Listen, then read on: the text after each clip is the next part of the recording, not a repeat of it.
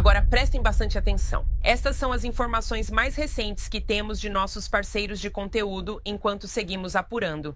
O suspeito detido nesta sexta-feira em conexão com o assassinato de Charlie Kirk é um jovem de 22 anos de Utah. Autoridades policiais confirmaram isso à Associated Press. As autoridades identificaram o suspeito como Tyler Robinson.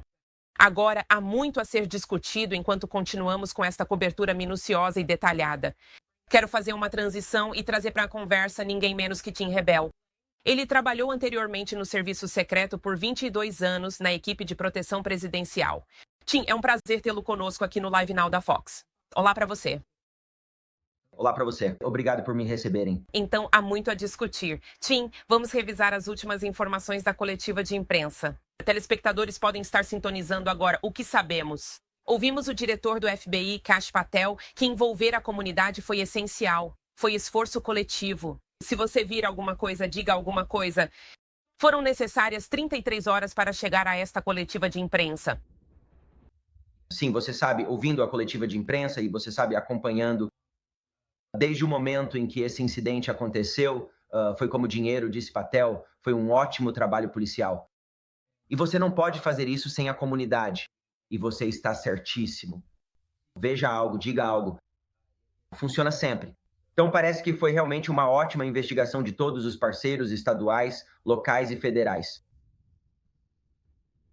Ouvimos do governador de Utah, Spencer Cox, nessa coletiva de imprensa, dizendo que um membro da família do suspeito, na verdade, o entregou.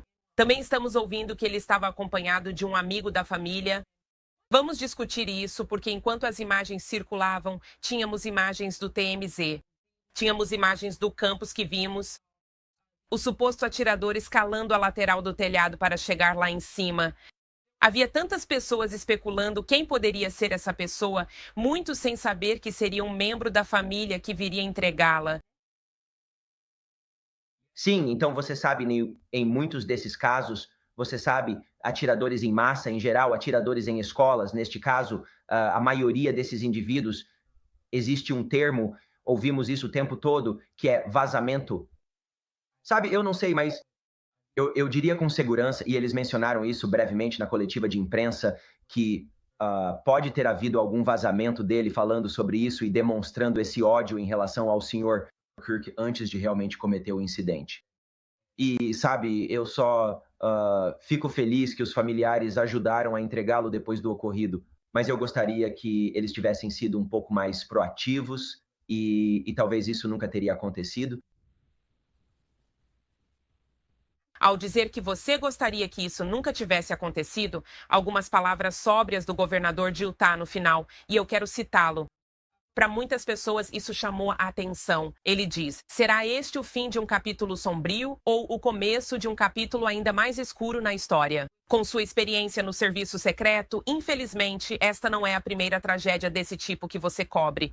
Mas muitos telespectadores estão à beira de seus assentos, se perguntando: este é o fim ou o começo de um capítulo mais sombrio? Como o governador de Utah colocou de forma tão eloquente?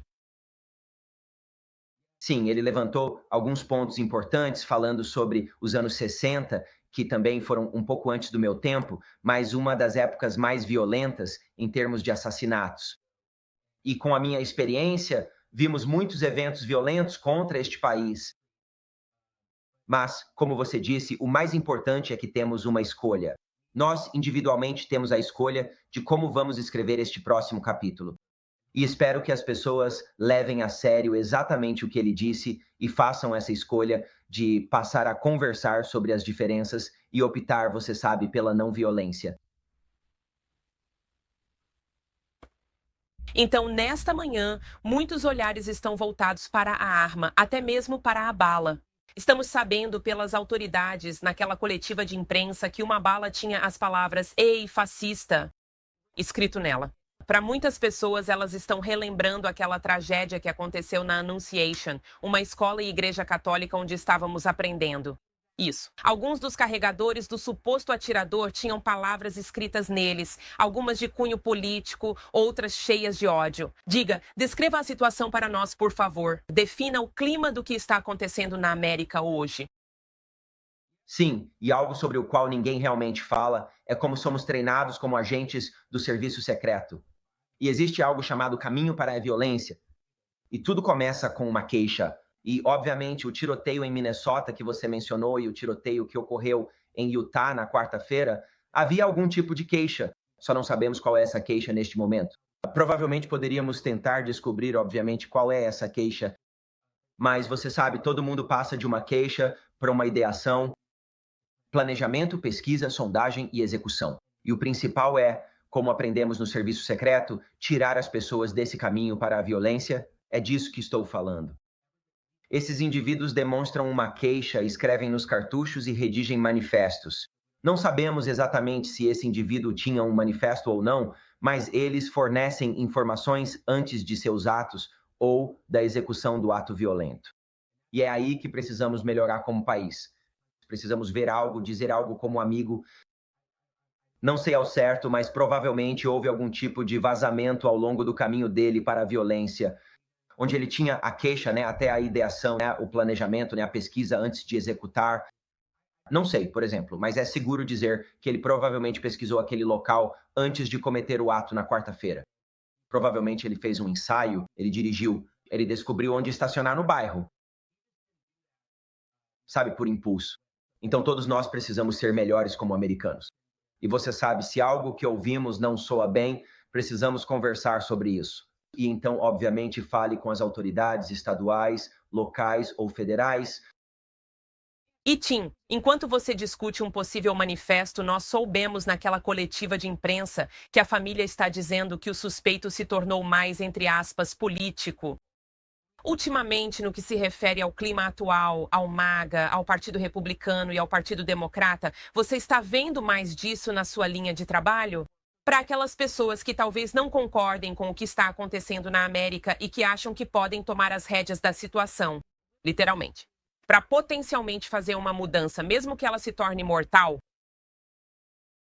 Sim, infelizmente, e a retórica dos dois lados acaba justificando na cabeça das pessoas que elas podem tomar uma atitude violenta para acabar com aquilo com que não concordam. Então, desde os mais altos níveis deste governo, todos nós precisamos deixar nossas diferenças de lado e parar com essa retórica. Sabe, nós conseguimos fazer isso, você e eu conseguimos fazer isso. Mas eu realmente espero, mais importante ainda, que nossos representantes eleitos em todo o país possam parar com essa retórica, dos dois lados de todos os espectros políticos, e que a gente volte, sabe, a algum tipo de, sabe, de humanidade aqui. E assim essas pessoas não se sentem encorajadas a cometer esses atos. Tim, com sua experiência no serviço secreto, quero que você detalhe isso para nós, para talvez a pessoa comum que pode não entender o que é necessário para garantir a segurança, não só da pessoa que pode estar falando nesses tipos de eventos políticos ou escolares, mas também daqueles que estão participando neste caso, sabe, estudantes e funcionários no campus. Então, se olharmos para trás no tempo, olhamos para a temporada política daquela época. O ex-presidente Donald Trump, nós lembramos daquele dia trágico em que alguém subiu no telhado e atirou nele na orelha. E tantas pessoas estão fazendo essa pergunta. Como isso aconteceu? Como o serviço secreto deixou isso passar? Como as autoridades não sabiam que já deveriam estar no telhado para evitar que isso acontecesse? Meses depois, agora estamos em 2025 e vemos que o pior aconteceu com Charlie Kirk. Não foi uma orelha. Ele perdeu a vida. Você está vendo que estão sendo tomadas medidas para garantir que isso não aconteça novamente? Ou você percebe um ponto de estagnação onde as pessoas simplesmente assumem que já está resolvido? Talvez as autoridades não estejam alinhadas. Descreva esse cenário para nós, por favor, pois há muitas perguntas sem resposta sobre como isso aconteceu. Sim, essa é uma ótima pergunta. Veja, eu estou aposentado do serviço secreto, então não quero comentar sobre o que eles estão fazendo neste momento. Eu sei que eles aprenderam com aquela experiência horrível em Butler, Pensilvânia, e que só vão sair mais fortes daqui para frente.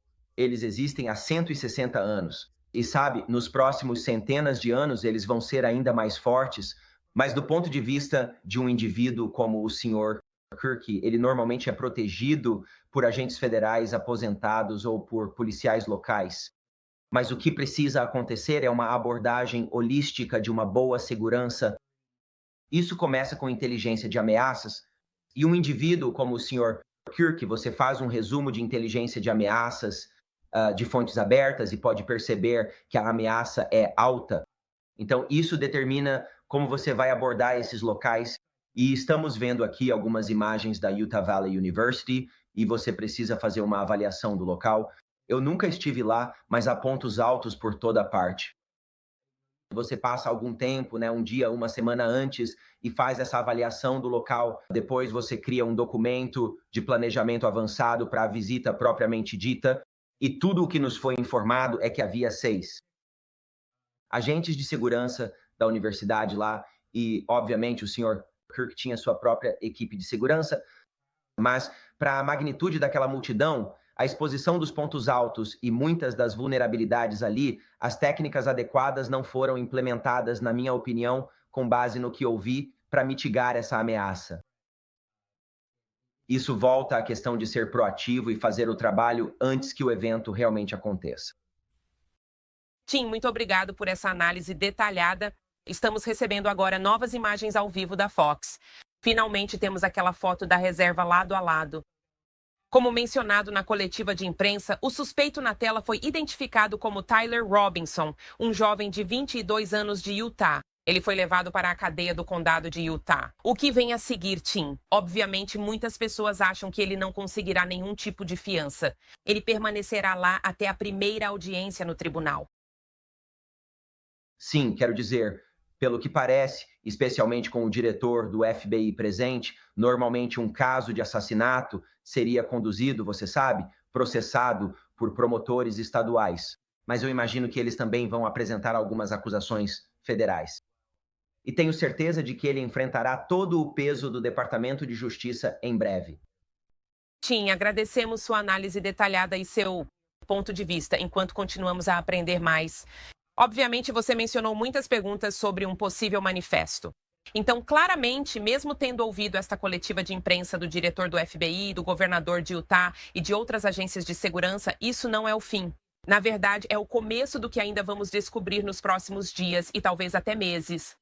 Para aqueles que querem saber o que vem a seguir, para aqueles que querem saber para onde iremos a partir daqui, você poderia deixar algumas palavras finais aos espectadores? Sim, nós temos que ser pacientes como cidadãos. Vivemos neste ambiente agora, onde obtemos tudo instantaneamente. Vamos deixar o processo judicial se desenrolar. E você sabe, e é exatamente isso que eu nunca conheci o Sr. Kirk. Mas você sabe, tudo o que ele falou, você sabe da minha perspectiva também, é deixar a Constituição funcionar. Deixe que esse indivíduo ele tenha o devido processo legal e deixe a investigação continuar. Então, deixe o cara que mencionei anteriormente deixar todo o peso do Departamento de Justiça. Venha até ele, e tenho certeza que ele merece. Tim Rebel a Aga por ser tão paciente. Você, o feed, como nós dois listamos, os espectadores pediram que PR... Inicialmente estava previsto para as 8 horas desta manhã, mas o EAS adiou para as 9h30, por volta das 10h05, horário do leste. As agências de aplicação da lei precisando alinhar todas as informações enquanto elas são repassadas para a mídia. Mais uma vez, muito obrigado pela sua análise detalhada.